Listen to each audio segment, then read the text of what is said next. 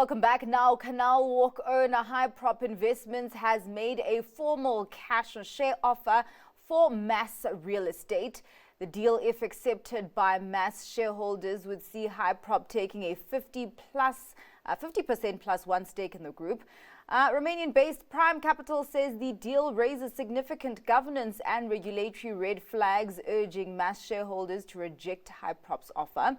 Prime Kapital CEO Slabbert joins us now for greater perspective. Thank you so much for your time, Martin. Now, let's actually start off with basically your qualms about Hyprop's offer at this point, and really starting off with the economic implications of a takeover by Mass or of Mass by Hyprop. PKI says that it is economically attractive. Is the issue with the cash option or the share option? What exactly is at the core of this? Thank you so much, Nati. Yes, this was very interesting for us because we've never seen anything like this before. Usually when a takeover offer is made by a corporate for another corporate, the offer will lie open for shareholders to accept the offer after it became unconditional. So, and this is the big issue in this case. So Hyprop is not ready to finalize its offer for several months. It will probably take all the way up until September for it to comply with all of the conditions.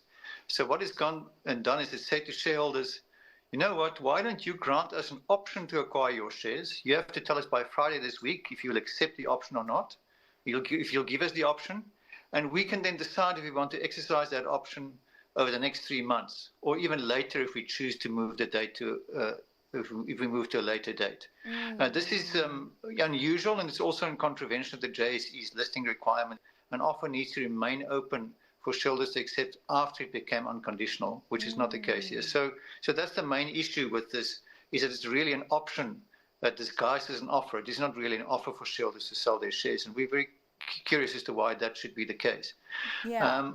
The effect it has on shareholders is that if you do accept the offer, yes, then you don't know that Hyprop will complete the transaction, but at the same time, you no longer have the ability to sell your share or to consider any other offer that may later be made to acquire your shares.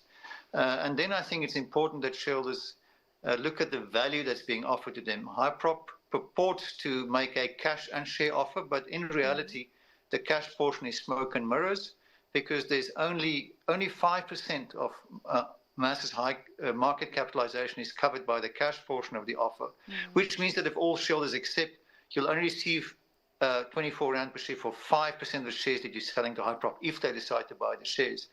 The other 95% of your shares, you'll be selling effectively at 18 Rand per share, because the exchange ratio at which Hyprop is offering your Hyprop shares for Mass shares, valued at Mass shares, is only 18 Rand. And that 18 Rand is significantly below the trading price today. The shares are trading today at around 23.50 Rand. It's also significantly below the offers that we've put forward to shareholders at 29 Rand and 31 Rand per share, respectively. I think it's important to understand that me and my family are Mass shareholders. We hold almost 50 million Mass shares. And we don't think it's a good idea for shareholders to grant options to another corporate to acquire their shares at 18 Rand, when we think we are buyers at 29 Rand and 31 Rand, respectively, of the shares. I'm going to go back to your interest in takeover of Mass, but you've also said that Hyprop's bids raises significant governance red flags. Talk to me about those, but also what about the concerns that shareholders already have when it comes to Mass's current corporate governance structure? I think it's important that one sees those shareholder concerns in context. The shareholders that raised the governance concerns are in fact overweight Hyprop investors. So there's a list of shareholders that requested a shareholders meeting and has been raising governance concerns.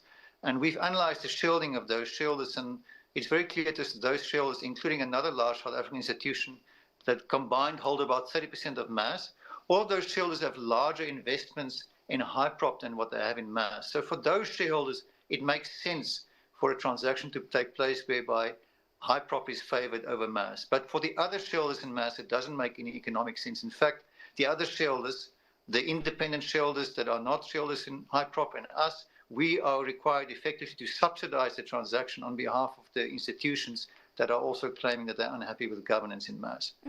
The issue with Hyprop's bid, though, is not a governance issue as far as MAS is concerned. It really is a regulatory issue. It would be very unusual for a company to be listed on the main board with the stock exchange in South Africa to be subject to a process whereby it is a takeover process that doesn't comply with the JSE's timetable and doesn't comply with the rule that the offer needs to be open for investors to accept after it became unconditional. All right. Well, let's drill into Prime Kapital Investments then, his position in terms of your interest in potentially taking over MAS. Where do you stand? Yes. So and from a personal capacity and also via Prime Kapital, we own approximately 35% of MAS, and we don't have the right to acquire further shares in the company unless we make an offer to all shareholders. And this is really where all of this started. MAS's share price is depressed. The company has done fantastically well over the last 5 years. In fact, on a per share basis, MAS delivered 60% return over the last 5 years. This is not reflected in the share price, most likely because MAS is not paying dividends at the moment, which we think will soon be corrected. But as a result, the share price is depressed, and we are interested in acquiring more shares in the company because we see a lot of value. And as I say, we see value at 29 and 31 Rand per share, when certainly we think that 18 Rand is valuing the company very, very poorly from a MAS shareholder perspective.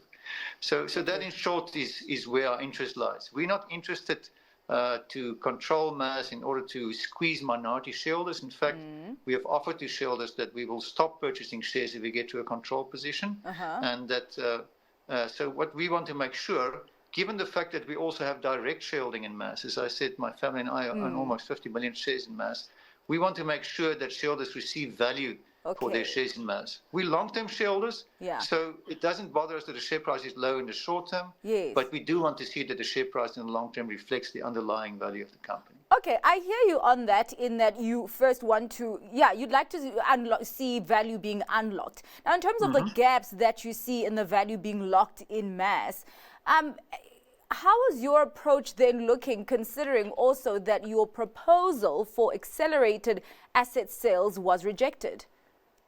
Yes, so this was an alternative proposal that we've made, and it was rejected by a very, very fine margin. 49.99% of shareholders voted in favor of it, and 50.01% voted against it. And we know that some of the shareholders that voted against it are not opposed to the idea of a value unlock, but they would prefer the company to stay as a going concern, and others felt that they would rather sit on the sidelines and see how things play out in the long term. So some of those shareholders would have preferred to accept an offer by us rather than us withdrawing from the offer process as we proposed, and rather unlock value by selling down the assets of MAS. So, this is how shareholders and companies work. If the majority vote against it, then that proposal doesn't proceed, and that's fine. We respect that decision by shareholders.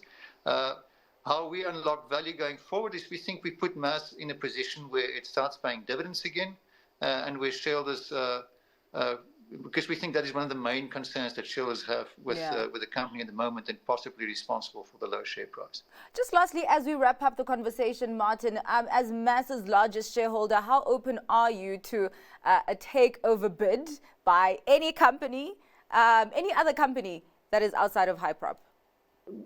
If anybody offers us in excess of 31 Rand a share, we would be selling our shares, without a question, yes. So it's not a matter of us wanting to hang on to the shares for all intents and purposes. It's really a matter of making sure that shareholders get good value. So if Hyprop is willing and able to pay the shareholders in excess of 31 Rand a share, we'd be supporting the bid.